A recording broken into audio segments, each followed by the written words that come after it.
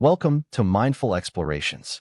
I'm your host, and today, I'm thrilled to share a topic that's both ancient and incredibly relevant to our lives right now: the search for meaning and the discovery of our hidden potential.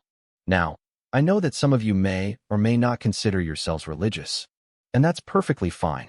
The most important thing is that you're here, which means you must question the meaning and purpose of your life.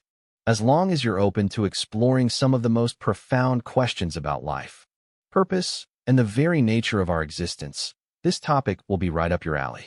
First, this topic has shaped my understanding of the world and resonated with thinkers and seekers, non-believers and true believers, for millennia. I want to take you back to ancient Greece, to the philosopher Plato. His work, The Republic, presents a powerful and unsettling image: the allegory of the cave. Imagine, if you will, three men imprisoned since birth deep within a cave. They are bound in such a way that they can only face a single wall. Behind them, a fire burns at the cave's opening. Other people carry objects, statues of animals, tools, and other things. Having never seen anything else, the prisoners believe the shadows on the wall are reality. They give names to these shadows. They discuss their shapes and movements, and even compete to see who can best predict which shadow will appear next. To them, this is knowledge. This is truth. Somehow, one of these prisoners breaks free and then exits the cave. The first thing he sees is the light of the fire, which is blinding and painful. But as he struggles, he begins to see the objects at the cave exit and begin to see them as they truly are. He now sees a new reality and no longer sees them as shadows.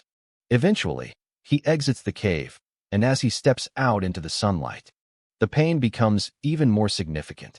It would take time for his eyes to adjust to the brilliance of the outside world.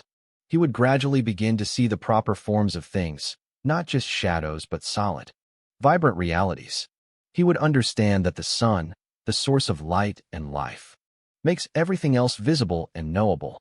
Plato's allegory is a profound metaphor for the human condition. He suggests that we, too, can be trapped in a kind of cave of illusion. We often mistake the fleeting, superficial aspects of life for actual reality. We chase shadows, wealth, status, pleasure, thinking they will bring us lasting fulfillment. We become comfortable in our caves, resistant to the idea that there might be something more, something beyond our immediate experience. We fear the pain of leaving our comfort zones and challenging our assumptions. The most poignant part of Plato's allegory that often gets overlooked is what happens when the freed prisoner returns to the cave. Plato describes the freed prisoner's initial difficulty in readjusting to the cave's darkness. Having spent time in the outside world, his eyes, now accustomed to the brightness, struggle to see in the dim light. He would appear clumsy and disoriented compared to the other prisoners, who have never known anything else. This disorientation becomes a key factor in how the other prisoners perceive him. They might see his struggles as evidence that the outside world is harmful or that the journey wastes time. Look at him, they'd say. He went outside, and now he can't even see straight. He's gone and ruined his eyes. More than just disorientation, a deeper psychological and social dynamic is at play. The prisoners who have remained in the cave have a vested interest in maintaining their reality. It's the only world they know, and it provides a sense of order and predictability. To accept the freed prisoner's account would mean acknowledging that their entire existence is based on illusion, which can be a profoundly unsettling and threatening idea. They respond with skepticism, ridicule, and hostility. The freed prisoner's descriptions of the outside world, the vibrant colors, the solid forms, the vastness of the sky, sounded unbelievable, like the ravings of a madman. This new information is such a struggle for the two remaining prisoners because the limited framework of the shadows on the wall has developed their understanding and concepts of the world. They cannot simply comprehend what he's talking about. Plato suggests that the prisoners initially tried to make sense of the freed prisoner's experience within their existing framework. They tried to interpret the freed prisoner's descriptions of the sun as a particularly bright or powerful shadow. They tried to fit the new information into their old categories, distorting it in the process. But when it becomes clear that the freed prisoner is challenging the very foundations of their reality, their resistance escalates. They become defensive, clinging even more fiercely to their beliefs. They accuse him of lying, of being deluded, and believe that the freed prisoner is just trying to deceive them. In Plato's allegory, this resistance goes beyond mere disagreement. The remaining prisoners became violent and kicked the freed prisoner up against the wall and told him to leave them. The two remaining prisoners fear this new truth because it disrupts what they have come to accept as a reality. They see the free prisoners as a threat to their stability, their sense of community, and their sanity. Plato says that they were inclined to kill this person who tried to drag them out of the cave. That's just how insane they responded. The tragedy of the freed prisoners' return highlights several vital themes in Plato's philosophy. It speaks to the difficulty of enlightenment, the power of social conditioning, and the resistance that often greets those who challenge the status quo. It underscores the idea that actual knowledge can be disruptive and that people are usually more comfortable with familiar illusions than with uncomfortable truths. It's a powerful reminder that the journey out of the cave is not just an individual, but a social and political one. The freed prisoner's struggle to communicate his experience reflects the challenges faced by anyone seeking to bring new ideas or perspectives into a world that resists change. Today, I want to propose that there is a way out of the cave. There's a reality beyond the shadows, a more profound truth about who we are and our capabilities. And that according to the Bible, discovering this reality is the key to unlocking our true potential. I am proposing a divine potential, not just the kind of potential we strive for in our careers or personal goals, but a deeper, almost hidden potential that I believe lies within us. It's a potential that connects us to something far more significant than ourselves.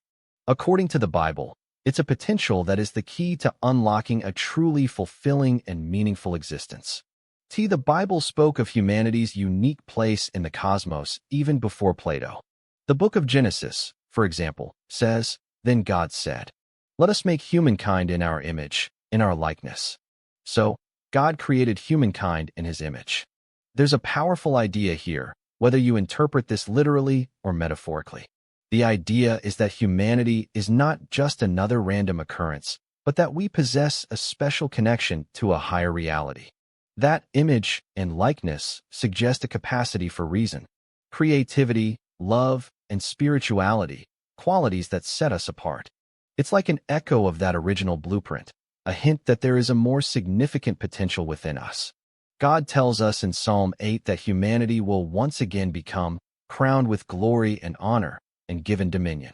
Again, this points to a sense of purpose, a responsibility, a potential for greatness that often feels lost or distorted. The Christian tradition offers a compelling narrative about escaping Plato's cave and reclaiming that lost potential. It centers on the figure of Jesus Christ. The core message is that humanity's connection to that higher reality was broken. Humans are trapped in a cave of sin that separates us from our godly potential. Instead, they live in a world of illusions, short-term physical pleasures full of temporal realities. But Jesus, according to the Bible, came to show us the way out.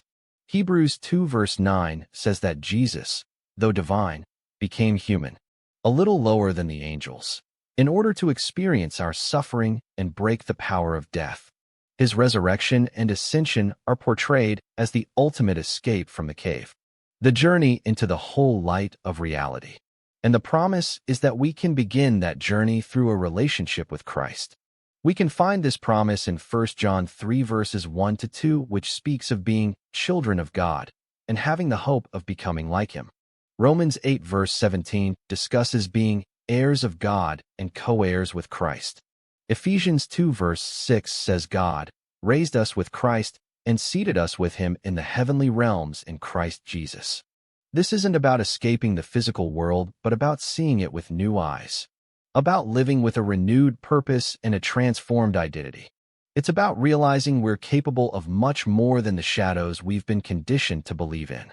However, the Christian story also acknowledges a powerful resistance to this journey out of the cave. It speaks of a spiritual battle in the unseen realm that profoundly affects our lives. You see this resistance in the world, in the systems of oppression, the forces of greed, and the spread of lies and misinformation. Everyone feels the battle, the doubts, fears, and temptations that pull you back into the familiar darkness. In my exploration of faith, I've grappled with the concept of Satan, not as a cartoonish villain, but as a force actively working against humanity. The Bible portrays him as a rebel, driven by a profound hatred for God and, by extension, for us who are made in God's image.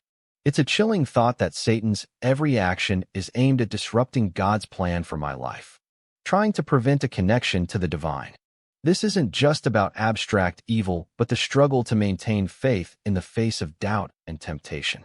It feels like a constant spiritual battle, with Satan's whispers trying to erode my trust and lead me astray. The idea that Satan prowls around like a roaring lion isn't just a metaphor. It feels like a constant, lurking threat, a reminder of the spiritual warfare I'm engaged in daily. And yet, within this struggle, a profound truth emerges. A thief doesn't waste his time on worthless trinkets. He targets that which holds immense value. This realization ignites a spark of excitement and a sense of anticipation for the unseen realm. It suggests that our spiritual inheritance, the reward awaiting us beyond this earthly existence, is so precious that it warrants the full force of the enemy's opposition. Knowing this, I can face the spiritual battles with a renewed sense of purpose, understanding that what's being fought for is genuinely magnificent. Think of it this way. If you were trying to protect a priceless treasure, wouldn't you expect fierce opposition from those who wanted to steal it? In a sense, that's what's happening. Our souls, our potential for connection with the divine, are incredibly valuable, and there's a spiritual battle raging for them. This is especially true for those who have begun to restore their relationship with God. When someone starts to awaken to their true identity and walk in their God-given purpose, it directly threatens the forces of darkness. It's like a light shining in the darkness, exposing the lies and illusions. This is why the Bible talks about spiritual armor, being strong in the Lord and resisting the enemy. It's a metaphor and a recognition of the real battle for our hearts and minds. So, why does any of this matter? Why should you consider this invitation to leave the cave and engage in this journey? Even in the face of opposition, it offers true identity. We are not an accident, not a meaningless blip in the universe. You are created with a purpose, with a potential for something extraordinary. It provides lasting meaning. It gives your life a direction beyond the fleeting pursuits of this world. You're invited to be part of a grand story, a journey of transformation and restoration. It gives real hope. It offers a hope that transcends the limitations of our current reality. Even in the face of suffering and death, there's a promise of a future where that original potential is fully realized. Are you ready to free yourself from those chains and live in a new reality? I understand that this is a lot to take in. You may have doubts, questions, or reservations. But I urge you to be like the freed prisoner in Plato's allegory, to be willing to turn away from the shadows and explore the possibility of a greater reality. Thank you for joining me on Mindful Explorations. I hope this has given you something to think about. Until next time, keep seeking, questioning, and exploring the depths of your potential.